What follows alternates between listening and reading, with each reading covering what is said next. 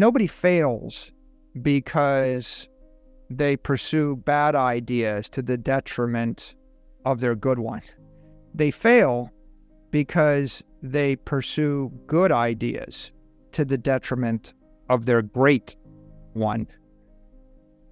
Right? So figure out the one thing that you can be great at, and then don't make the mistake of diluting your focus and your effectiveness because you're good. It's like, don't be Michael Jordan, the basketball great, and then go play baseball.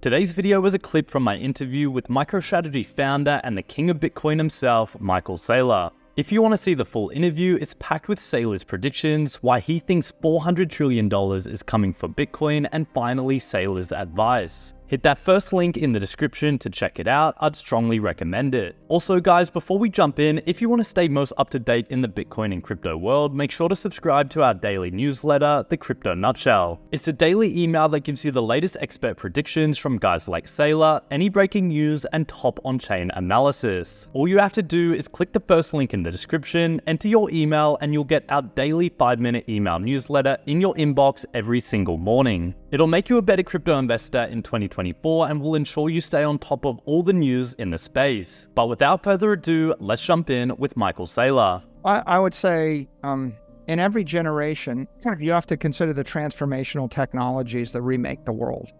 You know, whether it's the internal combustion engine, or whether it's a computer chip, or whether it's the internet, or whether it's the airplane, or whether it's the piano, you know, figure out, or the electric guitar. Right? What's the transformational technology? I rather think right now it looks like the transformational technologies for the next 20 to 30 years are digital intelligence, that is AI, and then digital money or digital energy, which is Bitcoin, right? And the idea that, you know, you can embed digital intelligence into a car, a plane, a drone, a robot, a website, a product, a service, an AI.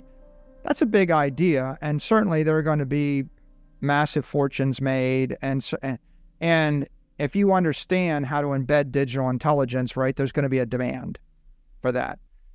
And with regard to digital energy, right, the idea you can embed digital energy into a product, a service, a website, a company, a country, you know, an institution, right, is a big idea. So you ought to think about how you might take advantage of that. Now, there may be other things, right, in the domain of medicine or physics or the like. I'm not an expert on all. I mean, these are two obvious transformational technologies. I would say pick the thing that you love, the thing that you're most interested in, and then I would say focus. Because the most common mistake I think people make is, well, there's two mistakes. One is they pick the last generation technology, right? It's the thing that made your father or your grandfather or your great-grandfather famous, successful, rich, powerful, right? Is probably not going to work for you. You know, you're not going to fight the next war with the same weapons you fought World War II with. And they didn't fight with the same weapons they fought the Civil War with. And you're not going to get rich the same way John D. Rockefeller got rich. So don't try to do what's been done. It doesn't matter how hard you work. No amount of work, right, is going to allow you to overcome a technology disadvantage, right? Nobody cares how hard you work if you're working with a hammer, trying to hammer your way through a mountain. So that's the first thing you don't want to do. But the second thing is, oftentimes people, they find that technology and they have a modicum of success and they get going on that platform, and then they declare victory and they think they take that for granted. So then they go to find the next success. So they want to conquer the second thing, and then the third thing, and then the fourth thing, and then the fifth thing. And what happens, it might be something as simple as you're successful on YouTube, and so then you decide you're going to do TikTok. But TikTok is different than YouTube. And so, you know, you find yourself basically creating mediocre TikTok things, and then your YouTube content gets mediocre too. and then someone else, offers you a third thing, and you decide that's what you're going to do. And pretty soon you're doing 3 things and everything's mediocre. And gradually, your customer base, your fan base falls off, your support falls off because you diluted your focus. And I think here's the phrase I would leave you with, right? Nobody fails because they pursue bad ideas to the detriment of their good one. They fail because they pursue good ideas to the detriment of their great one. Right? So figure out the one thing that you can be great at, and then don't make the mistake of diluting your focus and your effectiveness because you're good. It's like, don't be Michael Jordan, the basketball great, and then go play baseball. You'd be a professional baseball player. 1 in a million people could be a professional baseball player. But you see, trading the 1 in a billion to be 1 in a million is a mistake. And he figured it out, right? Hopefully you figure it out. The tragedy is you have something which is going to work, and then you get distracted, right? And a lot of these people look at Apple computers, like Steve Jobs. It's like, at the point everybody's written you off, the difference is they don't quit. Like, they don't give up ever, ever, ever. They just keep going, laser-like focus.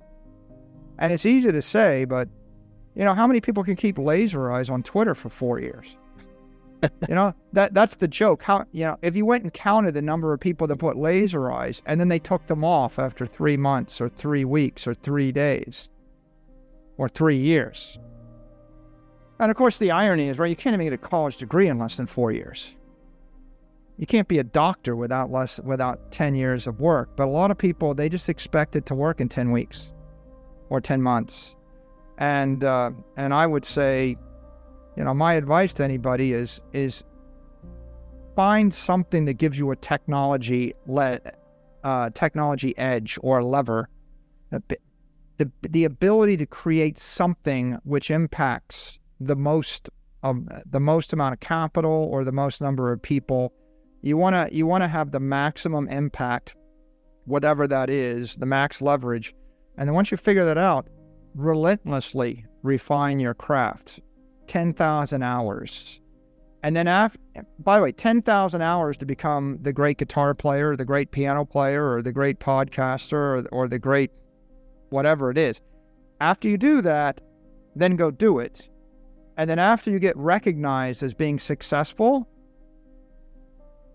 don't go on to the next thing, right? Focus upon the thing, right?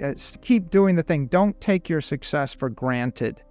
Because I think we see all the time people, they take their success for granted, and then they go off to conquer the next objective, thinking that somehow it'll be just as easy and it's important for them to do it. And what happens is that second thing dilutes the first thing, and by the third thing, they've diluted everything, and by the fourth thing, they're just dropping all the balls, and everything comes crashing down. And there's somebody else in the world, they're going to put in the 10,000 hours, and they're not going to get distracted, and they're going to eat you, because it's a very Darwinian world, and it's very competitive.